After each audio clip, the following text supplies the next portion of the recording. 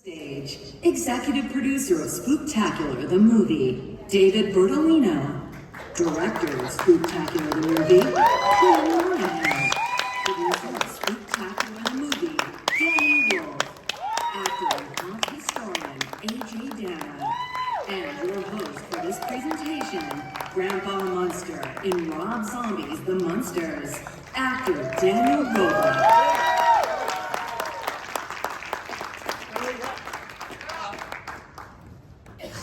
We have one simple rule. Don't please go out. Ladies and gentlemen, Anthony Landry. Anthony Landry.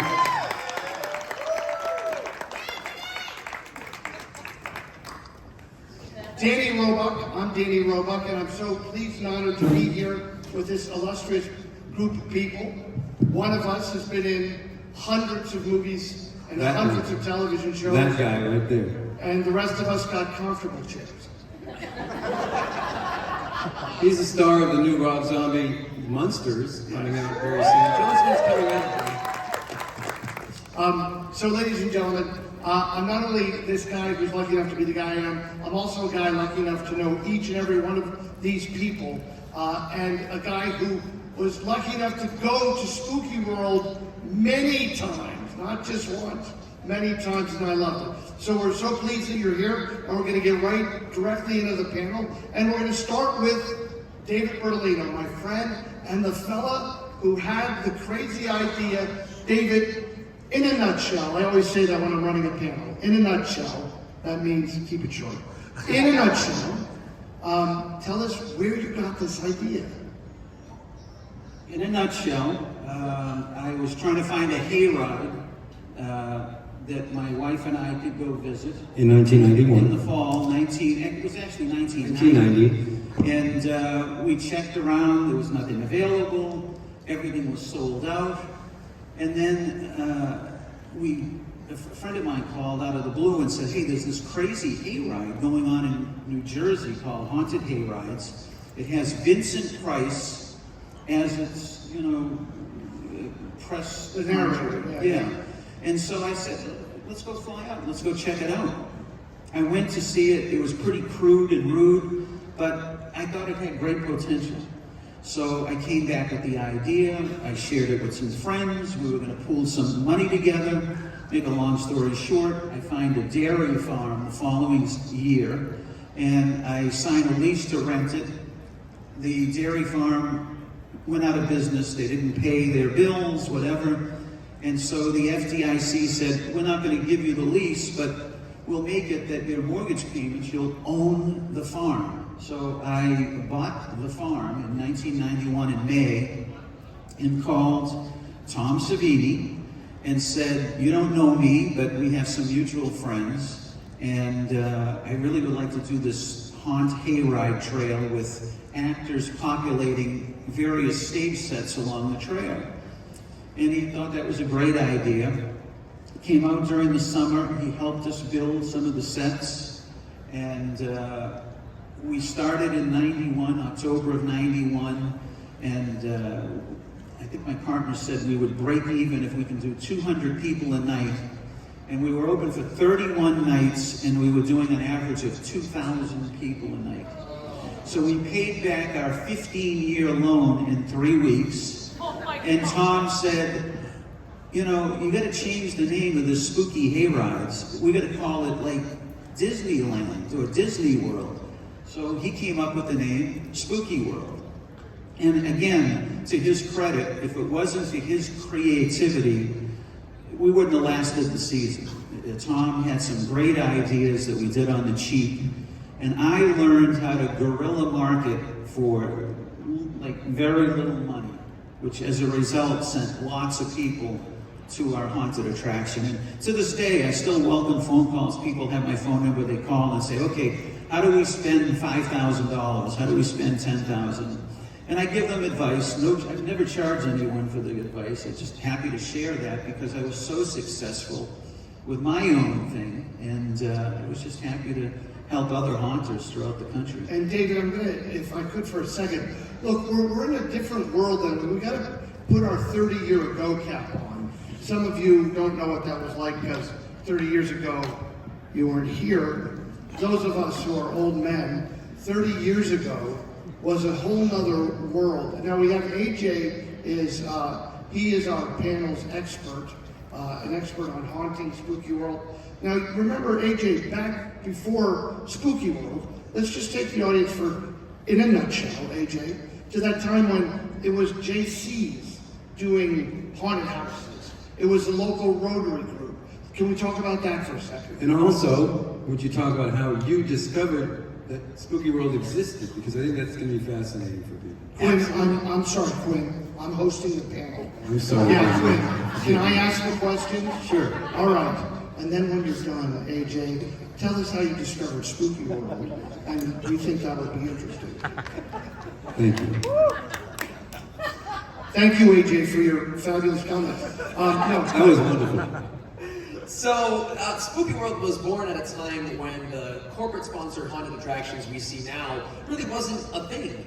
And you look at events like Halloween Horror Nights at Universal and Not Scary Farm, obviously, which has been around since the 70s. Spooky World brought this perfect marriage of corporate sponsorships, intellectual properties, the top names in horror entertainment, and brought them to a small town in the middle of America, in Massachusetts, this farm.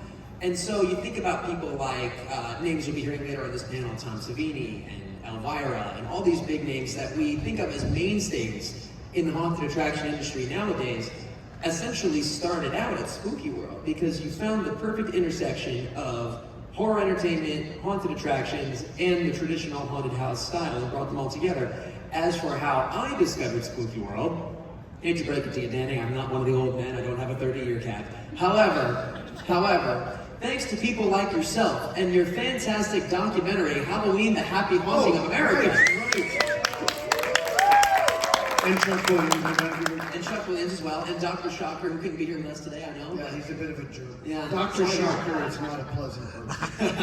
So this documentary, Shocker, it was good, I like that, oh yeah. So Halloween, the Happy Haunting of America comes out in the 90s and documents essentially how the holiday is being celebrated all around the country. And one of the stops in this documentary is Spooky World. I'm a big fan of preservationism when it comes to haunted attractions and themed entertainment. I'm also one of the executive producers of a YouTube show called Defunctland. Maybe some of you have watched that. And you're an active haunter. I'm an active haunter as well. So essentially anything that preserves the haunted attraction industry at a point in time is very special to me. And that's exactly what Danny did here with Halloween, the Happy Haunting of America. And that is how I discovered the lightning in a bottle that was Spooky World in the 90s. So, I mean, and to have been there in the 90s. David, you started out, you had a hayride. And, but then one day, and by the way, Tom Savini, we should mention, is not with us today. He's alive, he's not with us today. Tom started out in the theater. People don't know this. I had friends in the community theater that I grew up in. And, with Tom, if you have that book that Tom did, Grand Illusion or whatever, and there's pictures of him as Ben Franklin, my friends were in those shows with him. Anyway, he was he knew how to do stage work, he knew how to direct the actors, and had a very big impact. Who was the first celebrity in it? At what point did you decide, I want to ask a celebrity to come? Actually, in advance, when we were building it out, we had horror fans who were coming, and they weren't volunteers. We paid everybody. And so people were coming from all over the New England area and spending their time, and we're working side by side on the trail, and they're suggesting, reach out, get some horror celebrities. And there wasn't really shows like this back then at all.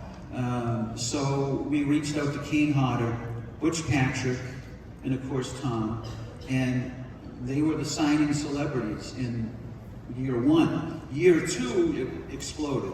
Lindsay Blair, Robert England, Daniel Roebuck. Can you quickly tell them the story of how you found Linda Blair? Everybody knows who Linda Blair is. Linda Blair, I wrote letters to, never got any responses. And so somebody said, hey, she lives in Westport, Connecticut. Her mom lives in Westport, Connecticut. So I drove to Westport from Boston, and I found an excise tax bill. You went to the city hall. The city hall. Where you started stalking her. Go. I did start stalking her. And I found she had an unpaid excise tax on her car, which gave me the public record to find out where she lived, which allowed me to reconcile this.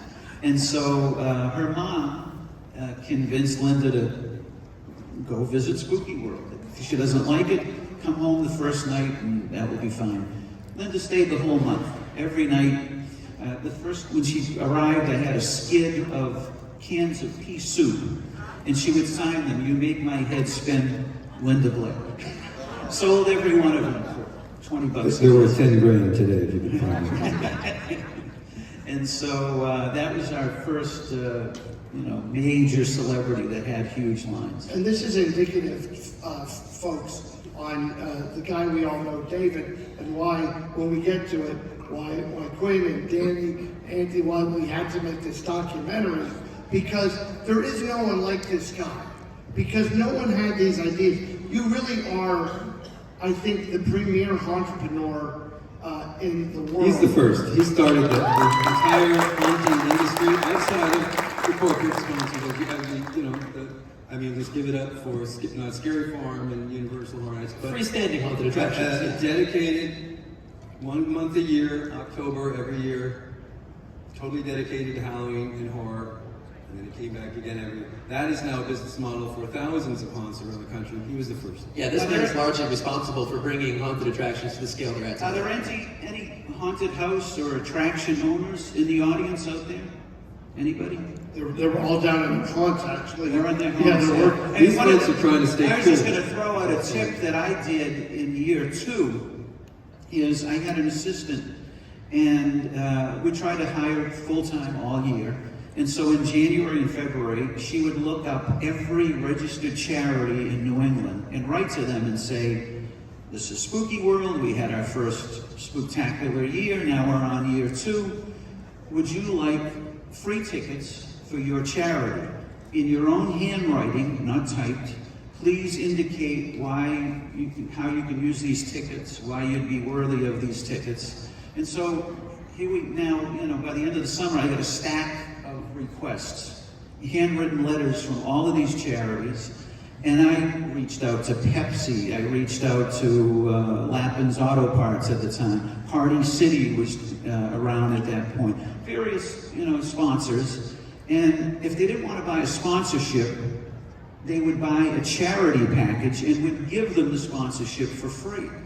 So they would pick out letters that are in their market area, and it was great because, they would buy it at a great discount. It would fill up Spooky World in its opening weekend, which was always the quieter weekend. But all of a sudden, we hit the ground running every year, and, the first weekend gets to be sold out, and then the rest follows on its own. But that was one of the tips that we followed during the whole run of Spooky World.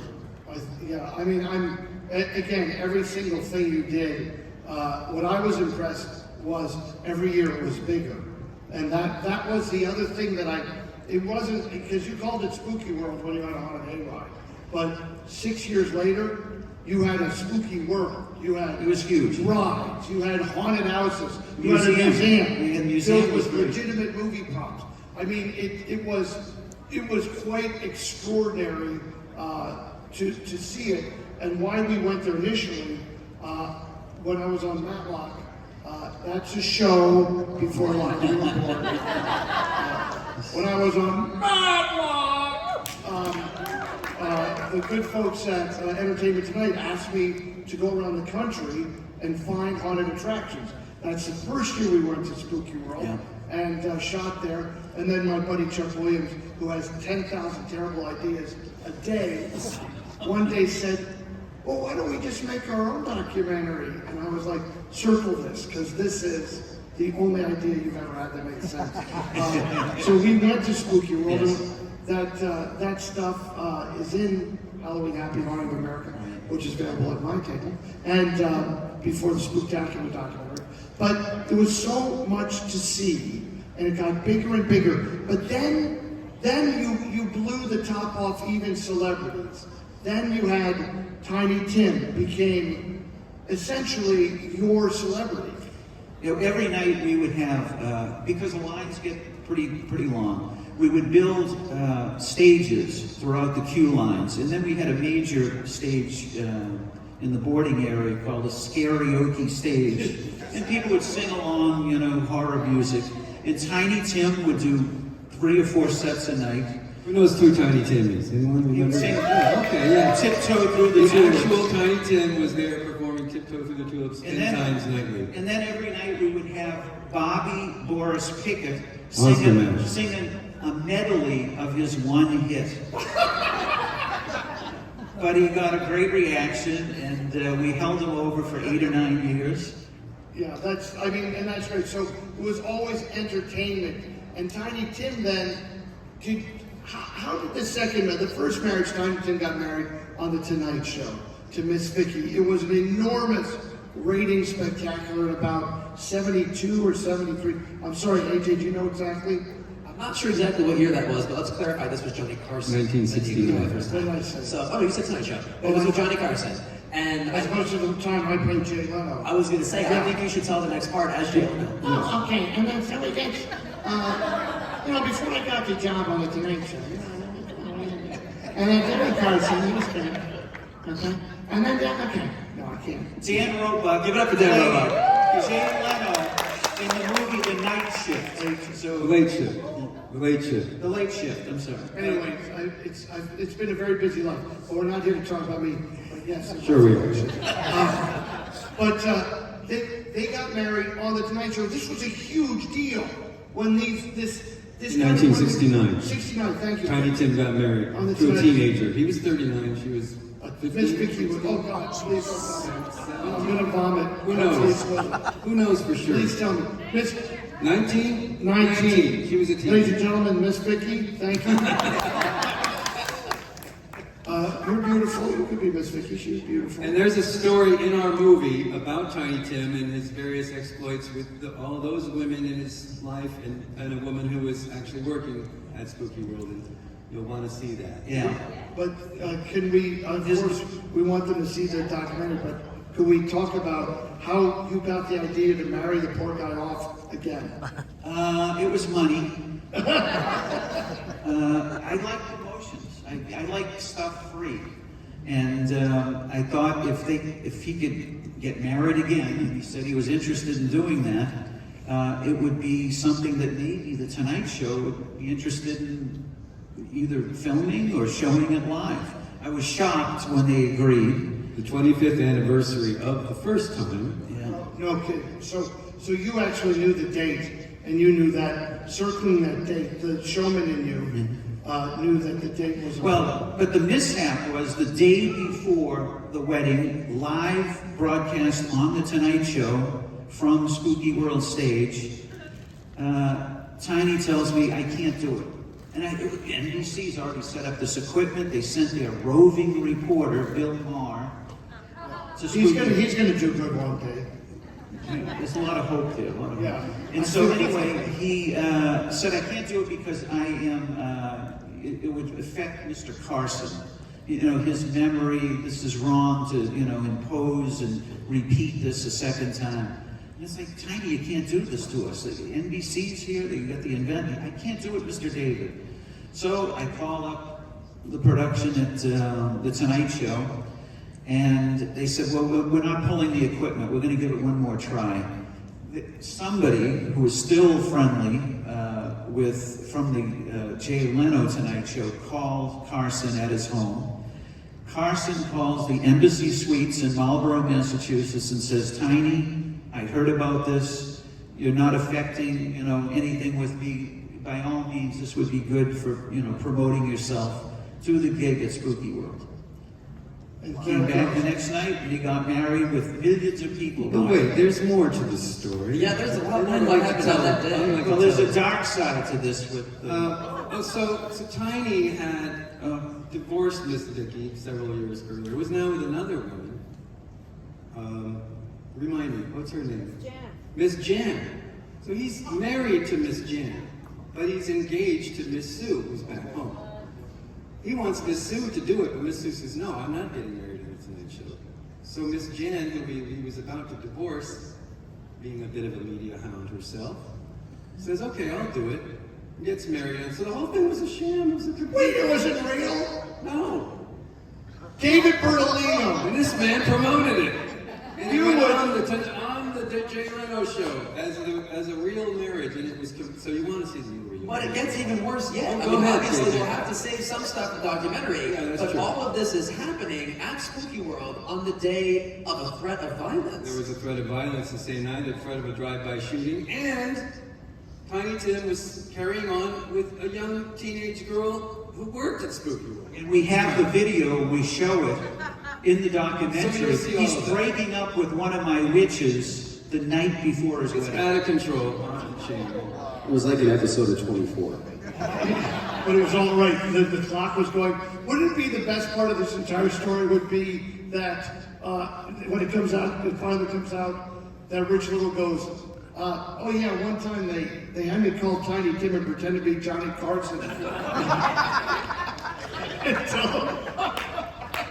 until he get married Miss Vicky. And by the way, as I'm saying it out loud, I'm starting to think, if anybody would be up to something like that, Yeah, he'd have done Dave Bertolino would have done it. Okay, so the documentary is filled with a lot of interesting stories, and of course, we want people to see the documentary. I'd like to know, Quinn and Danny, how did David come to you, or did you come to David? it. Well, I'll start and I'll hand it off to Danny. So David and I lived next door to each other, and I used to hang out with David, and he would tell me about Spooky World, and I was making films and little projects. And I said, you know, your life would make a great documentary. But anyway, so I said, David, we got to do a documentary about you. And then finally it was like, we got to do a documentary about Spooky World.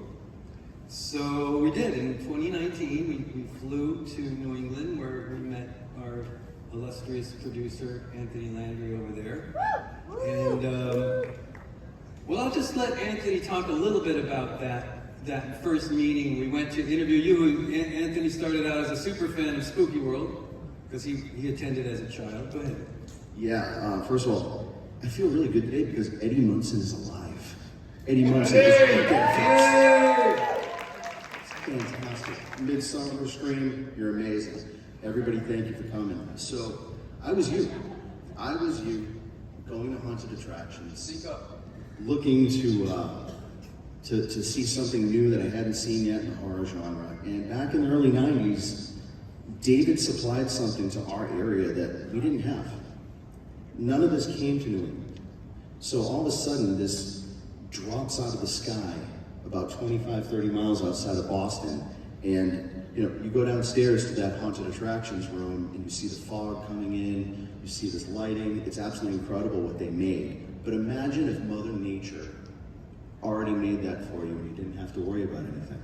What David picked out was a location right off of the Assabet River. So when you came off of the highway at that time of year, you'd see this fog everywhere. And you'd be like, are they pumping this in? And then you get there and you realize it's just New England. And if anybody's been to New England, you know in the fall, it's the most special place on the planet. So when I was a kid, I had never heard anything like this before. He got in touch with local media. He came up with an incredible marketing plan. I have my Walkman. Who remembers what a Walkman is? Okay, so I'm on the school bus, don't even have a license, and I hear this jingle come out, which you'll see in the movie. It's America's horror theme park, Spooky World. And it was like I was in a Clockwork Orange with my eye open, just hearing it and hearing it and hearing it. I got a ride from my uncle to go there, and what David brought was NBC. What David brought was USA Up All Night. David figured out a way to make this small farm town. Let me ask you this. If you saw a dramatic series where this farm town of old New England all of a sudden has this theme park drop smack in the middle of it, has Tiny Tim getting married, Jay Leno and The Tonight Show show up, would you watch that? Yeah, so would I. David brought that to New England. We had nothing like that before. I got to meet Kane Hodder. Nobody at that time, aside of Fangoria and their conventions, were doing autographs with celebrities. Nobody. We had access to them. So we met them, and do you folks know the name Adam Green? Hatchet, Victor Crowley. You're going to see Adam Green in this film at the beginning talk about how he got to meet Kane Hodder as a kid, and now he's directing him as an adult. That's the power that Spooky He World. met Kane Hodder at Spooky World. He did. And became a horror director on his own right.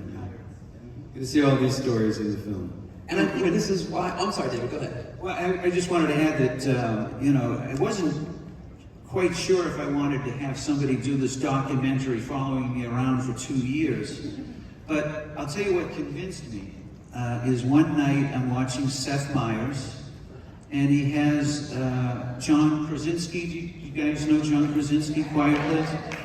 And Seth says, okay, fellow New Englander, do you have any fond memories of Halloween, where you grew up in Newton, Massachusetts? And he says, yeah, Seth, I do. One of my fondest memories as a kid was going to Spooky World theme park in Boston every year. And it's like, oh my God, in national TV, I call up Quinn the next day, I say, I'm in. Go do your movie. And the rest is here we history. are. And I think it's a subject that appeals to people all around the country, or even the world for that matter, not just in the Massachusetts area, because Spooky World epitomizes a brand and aesthetic of Halloween that for a long time was very absent. You know, thanks to conventions like Midsummer Scream and, you know, Austin's artwork we see here, we have, it's beautiful, yeah, we have this traditional Halloween vibe, you know, alive in Long Beach, but for a long time, in the 2010s, I'm sure you guys will remember when Halloween and horror went very grungy, very gray, very metallic.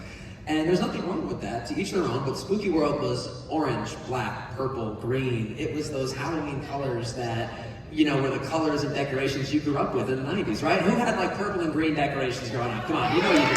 Yeah. So Spooky World epitomizes this classic Halloween, sort of frozen in time. And in my opinion, who wouldn't want to go back and experience that perfect era of Halloween entertainment? And there's, aside from all these great things you'll see in the documentary, I want to talk a little about some of the other, marrying a guy who's already married to a woman who was already married to the married. That's pretty good. You once buried a DJ alive. So tell us some of. And he actually, this DJ was, you know, one of the top people on Boston radio, and we dug him into put him in a coffin, put him 6 feet under in the hayride line, and he broadcast his show every morning from the earth below. And various people would interview him and chat with him, and then at night, because we had a camera, we had a spooky screen, and you'd see his image in there talking, and you know, it was crazy. We did a lot of stunts. Yeah, and not just once in a while. There was a stunt every day. We married somebody almost every day at Spooky World. We had a $99 wedding. If you wanted to get married, we would get you the Justice of the Peace, we'd get you the cake, we'd get you the best man could be Tiny Tim, Bobby Boris Pickett, or whoever other celebrity was there. We would lose money on the $99, but the wedding party would have all of their guests buy 100, 200 tickets at the front gate to go see the wedding. So every night we were adding hundreds of tickets to do. There was one night we had 4 weddings. It was phenomenal. Like 1 an hour, we're knocking them out in the hayride. And people loved watching it, that were in line to go on the hayride. I would be curious to see how many of those marriages lasted. I got married in a church twice, and it didn't work out. And 2 of them are here tonight, if you'd like to stand up. Miss Vicky and Miss. I swooped in. Yes. I also wanted to say what makes this documentary so great is the conflict and the drama, and how much David had to endure as this outsider that comes in. And you'll see in the documentary what he has to go through with the local townspeople, the city council, politicians, PETA. Tell us about PETA. Tell us about PETA. I had one of the most photographed spots in one of the 6 haunted houses we had was the Mouse Girl. And you walk through in a room, and in a crystal casket, little Ruthie was in a little baby outfit, and she had 200 feeder mice crawling all over her. And in fact, to intensify things, if she knew there was cameras there, media, she would get her Jiffy peanut butter and smear it on her face, her neck, her legs, so they'd be licking it all off of her. I know, it's weird. It's in the film. And so in one of the other rooms, the hallway, where we had 1-inch plexiglass floor, I had these huge rats. And they would walk by the light areas. It would freak you out when you're walking in the darkness and seeing these rats underneath your feet. Rats. And so Peter, is angry with us. They call every day, and then finally, we were kind of encouraging them, getting them a little stirred up by the comments we were making, that they finally did what they threatened to do. They put a huge picket line of protesters in front of the box office, that's what we were waiting for. So I immediately hired a pet psychiatrist, a pet psychic, and a veterinarian. And they would visit the rats and the mice every Sunday night. And then on Mondays, we would have those 3 experts on all of the radio stations reporting how happy the mice and the rats are. And especially the psychic got national attention because she was channeling with the mice, and the mice were saying how happy they were and saying how David promised them to go to Florida on retirement in November. And so, huge press every Monday just from that alone. And if I know David, he did send them to Florida to alligator land. You sold them. Well, there were several pythons at Spooky World as well. They got to eat. No, you got to think about, these are the luckiest mice in the world. They were treated great. Yeah, they spend time with a pretty girl, they get peanut butter, they entertain people. At night, they probably, it was like an orgy fest. If I had their own orgy or whatever there. They were actually treated very well. You'll see that in the movie. Yeah, you'll see how well they were treated. They really were treated. Pet psychic, all of it. Yeah, the pet psychics, they're very happy. No, Leonard is on, oh no, he broke up. Never mind, it has nothing to do with Spooky World. They had a fight, him and his wife. Kevin Bacon was shooting a movie nearby called Mystic River. And several times they came by, they would bring the family, Kara Sedgwick, Robin Wright, and Sean Penn family. And so they loved the rats they thought that was like unreal. They couldn't get enough of watching the rats every night. And how many other non-celebrities just curious, did the De Niro's come with I really like the rats? I mean, do you remember anybody else? We got a ton of sports celebrities. Oh yeah, you gotta remember something. I got a phone call from Robert Kraft at 11 o'clock in the morning saying, my son really likes Spooky World. You're in Berlin, and I hear you're having a hard time with the building inspector. I'd like to throw our hat in the ring. And so I said, okay. And then at 12:30, a car comes to pick me up. And then I'm in a room with his son and a group from the New England Patriots office team, executive team. And we stayed there till 1 the following morning. And then they were part owner of Spooky World. They were invested partner. And actually they moved us with a $2 million investment to move us and rebuild Spooky World behind their stadium. And so when you did that, was that just Berlin was just getting too dicey? I'm sure the fire marshals, everybody, you were bringing all. Can I tell this story Yeah, a little bit? Quinn. So, Spooky World, at the absolute height of its popularity in 1998, I mean, the park had been rebuilt. It truly was Spooky World by this time.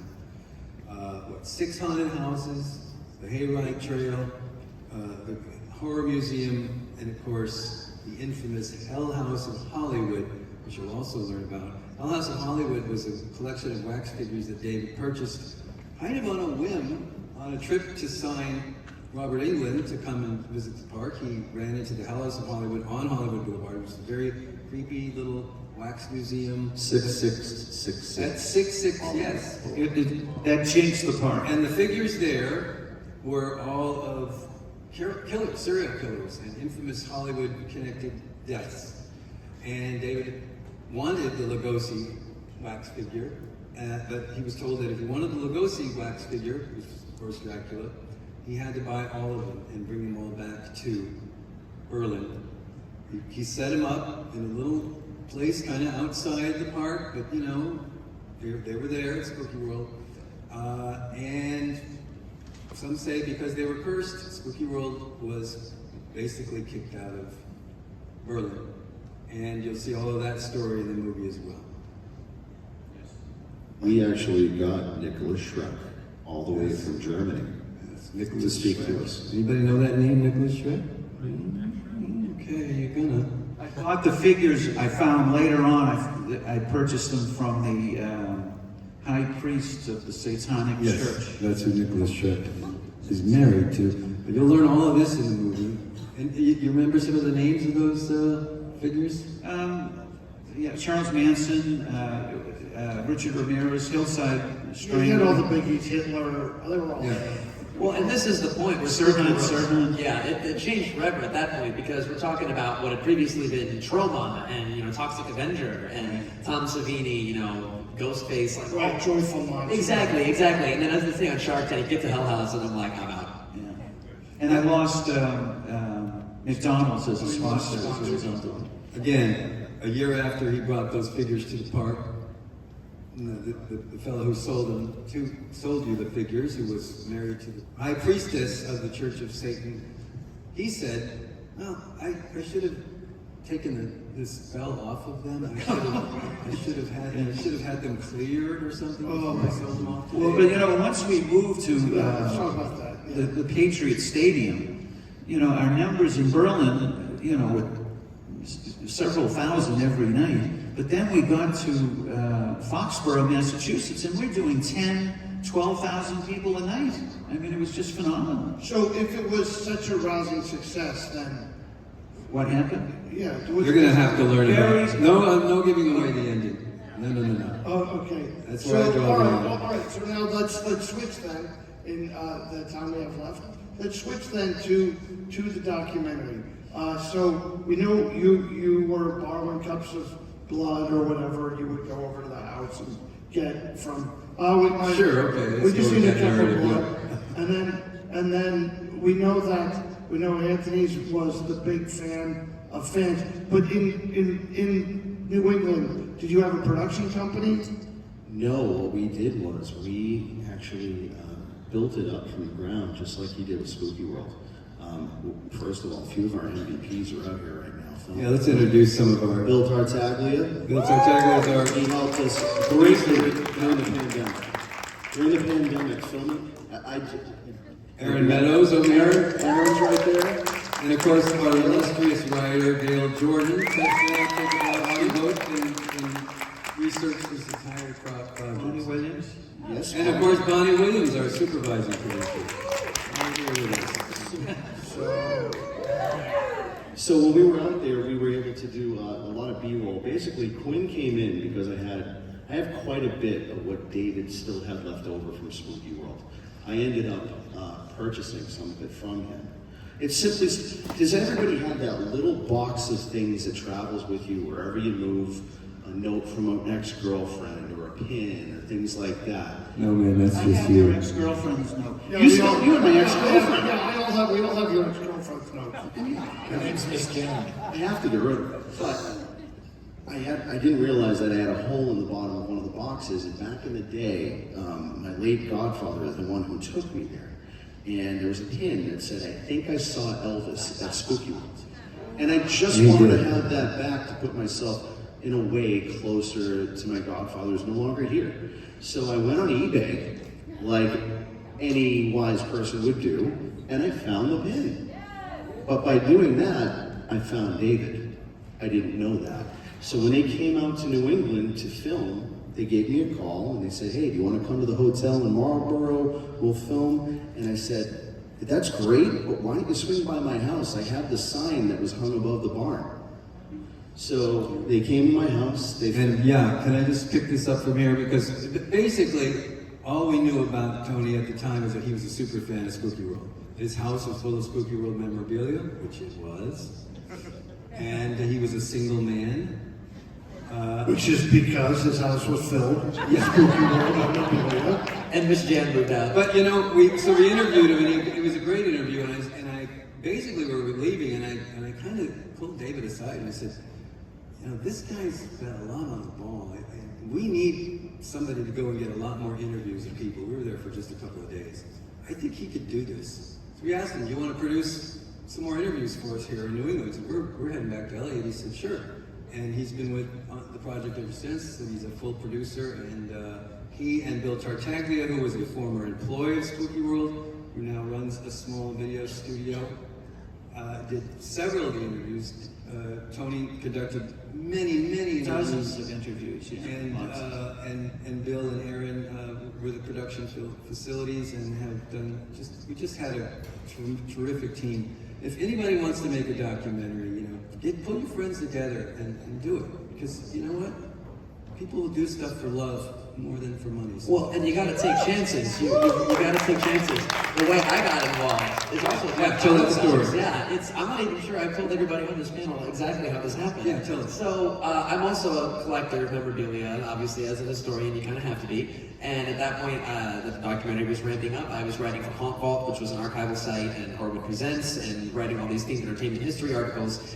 And so I had also purchased some SpookyWorld memorabilia from David a couple years prior on eBay. And I was looking through his new listings, and suddenly, you know, right before the pandemic, about that time, I'm reading one of his listings for some more memorabilia, and there's this curious line at the end of the description that says, SpookyWorld documentary in production soon. And I said, what? So I went back in my contacts and I found David Bertolino's email address, and I was like, hello David, I bought some memorabilia from you a couple years ago, maybe you remember me, hi, my name's AJ. And I've been haunting for 10 years, I'm a historian, and I am working film and TV. I live 5 minutes from you, what can I do to help? And he put me in touch with this gentleman here, and Gail, and now I am here on this table, so thank you, David. And quick note, we sat him down in David's backyard for an interview, and it was a lawnmower going or something, and he started to talk, and as he started to talk, I realized, oh my God, this guy knows his shit. He knows about the haunting industry, and I pulled him aside and I said, you know what, I kind of want to like work with you, I want to bring you on and have you be like our historian on this film. Because he knows everything about the haunting industry and how it began. And he's just been tremendous, and he's throughout the film now. So. Thank you, it means a lot to be here, seriously, thank you. And knowing David like I do, I'll bet Anthony bought the very last pin. This is the last pin ever. You know, you saw Elvis at SpookyWorld, and then the next week there was another one up. It said, "This is the very last pin ever." Gotta keep the lights on. So, all right. In the time we have left, let's, Danny, could you tell us where people might see this documentary? Well, the documentary is actually still in post. It's almost done, just going through with the proper channels of finishing it, which takes a while. Documentaries don't get made overnight, they take years. Good ones do, usually. And we're already getting distribution offers. So, we don't know yet where its home will be, where you'll be able to see it, but it will be soon. It'll be announced. There's the website, which you may want to mention, that has a lot of information. You want to talk about that, Tony? Yep, so we have spooktacularthemovie.com. I also want to mention that we had a screening of this about a month ago in Pasadena. And looking at a few faces here, some people have seen this. Can I hear what you thought of it? It's gotten better since you saw it. We've been working on it, and it's getting better. But it'll be announced pretty soon. You know, we'll figure out which distributor, which streamer or network we decide to go on. You'll be seeing it And soon. then Can I hopefully just, can I drop the hint of what is happening? Just a very slight hint. All right, very slight. We have been approached by 2 major TV producers that want to produce Spooktacular, the TV series. And A scripted these are series very based credible on people in Spooky Hollywood, World. and it's like, wow, you gotta be kidding me. Our movie's not even out yet. But they've heard about it, they heard about the screen. Would you guys like us to see a show like that? A spooky show? About the 90s and the first haunted theme park? It'd be fun, right? Starring Daniel Roebuck. as David Bertolino. as David. That's what was suggested. Dan It's Roebuck. David, that's what was suggested, Dan Roebuck. See how fast I do it? I'm gonna play Daniel Roebuck. Hey, and you play me and I'll play him. So in the time we have left, do we have any questions? Is it possible to turn the house lights up a little? If you don't ask us questions, we ask you questions. That's a warning. And thank you for that. There's people out here. How nice. Is anybody, a question right here? Was that a hello or what? Do we have a wireless mic to hand anybody? No, we'll hear them. Did you have a question, sir? Questions? That's all right. If this were an Think about it, auction, we'll come back if this to were an auction, that would have cost $2,000. Well, while we're thinking, let me just throw a little work plug in here. You're currently live on our Facebook Live on the Spooktacular the Movie Facebook page. Spooktacular the Movie at Instagram. Spooktacular on Twitter. And SpooktacularTheMovie.com. And please like, subscribe, hit the bell, all that good It's stuff. like spectacular, but it's spelled spooktacular. It's like spectacular, but spelled spooktacular. So no questions while we're here. There's a question for you, for me. Yes, sir. Tell us about Grandpa Munster. We've never met before, sir, have we? No. I did not just sign a photo for you No. 20 minutes ago. So the question is, tell us about Grandpa Munster. So, ladies and gentlemen, it's a dream come true that I know people like David and have met these guys more recently in my life. But I'm a fan. I'm here because I'm a fan. I went to SpookyWorld because I was a fan. It was even known back when we were doing Matlock that I loved horror movies and horror things. So that God is good. He put me in the path of Rob Zombie 17, 18 years ago, and now I'm Grandpa Munster. And you've been in like every Rob Zombie movie ever made, right? I've been in everyone but the first one. Everyone but the first one.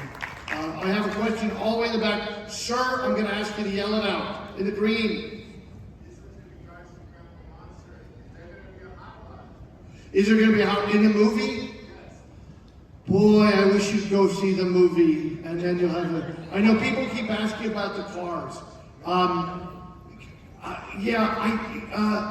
Did you see the trailer? The movie takes place mostly before we get to America. It's a prequel. I don't know if that drops a big enough hint, but I did ride in the Munsters coach last week with Butch Patrick. You guys, if you see Butch Patrick at a convention, if he has the coach, he drives you around in it. Like you drive around in the Munsters coach with Eddie. I didn't even know the kid had a driver's license. A question right here, sir. We had the privilege of seeing the documentary, at least pre-production. Yeah. I think it was runtime maybe a little over 2 hours. Oh, it's like a half an hour less. Yes, it's short. It's a half an hour less now. Well, I was curious because there's so much good footage of some of the stars back then and all the shows. Is there any more where if you get distribution to add deleted scenes? We'll do Absolutely. definitely. Director's cut for sure. I'd like to So address much. that question. He noticed that the first pass that we did of the film, which we showed, was over 2 hours, and he said there's a lot of great stuff in there, and he'd hate to lose it, and we'd be able to see all of that footage somewhere. Well, the short answer is yes. The long answer is there's a lot of different ways this could go. We could turn it into a multi-part documentary, which there was a lot of discussion, because we have hours and hours of footage of more than 100 interviewees, people who worked there, people who went there, the stars, etc. We have just a wealth of archival footage from many people shooting it on video back in the day. That's when camcorders first started coming into their own in the mid-90s. No cell phones, no No nothing. phones. But yes, we could have made this into a docu-series easily, but that costs lots of money. And so we really just had to do this one-off documentary. But sure, we think there's a real future for all kinds of things to be done to expand it. But thank you for your comment, because I directed it, and that makes me feel very good. So thank you. And rest assured, your reactions to what you saw, they were paying attention to that. And I know you're thinking the same thing I'm thinking. Don't cut Dan Roebuck. I know. Oh, sorry, Danny. I meant to tell you. This gentleman in the white.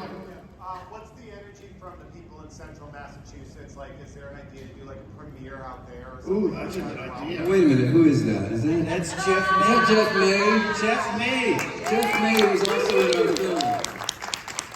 Like, as another huge fan growing up and being in that entertainment desert of central Massachusetts, and having Spooky World and having that be all we had, like, are people really getting nostalgic and wanting this crew, to go back and do an event there as well? Can I answer that?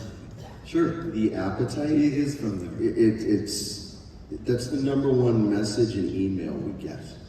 Every person we interview back home, because I really wish. Is there anybody from the New England area in this room?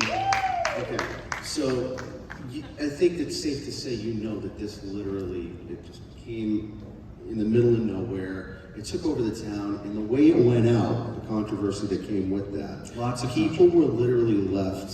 It was just a sudden loss. And that's all we're going to say about And it. people they want their finger on that pulse again. So to have something back home is the number one question that we have been getting. Well, it would be, you're so close to that mall, there's no reason you couldn't put a drive-in theater in that mall parking lot. No, I'm not kidding. And for one weekend, show Spooky World the documentary to the people who help make Spooky World live. And Jeff, you had something else to add?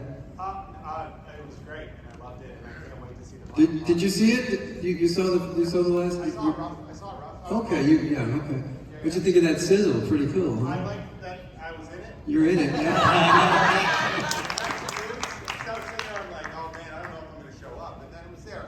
It was so great, and I'm honored to have been a small, tiny part of a project. That's Oh, we're so happy you are part of it And because. I'm David's neighbor. And he lives around the corner from David. And it was like meeting a celebrity. He's like, did you ever hear of Spooky World? I'm like, yeah, I'm from Massachusetts. And he said it was his, and I almost shoved him to the ground and killed him. Yeah. He was at a yard sale across the street from me. Yeah. So I walked over and I'm talking to the homeowner because we're pals.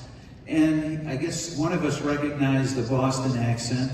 And we started chatting. And I said, do you remember Spooky World? And he dropped to his knees and yelled out, "It's America's horror theme park, Spooky World." That jingle, that 10-second you could buy, book It's it. an earworm. 10 second, and we would run them like during the weather forecast every hour, and It's an news earworm. breaks. And by the way, if David ever has his own yard sale, you could get the very last pin.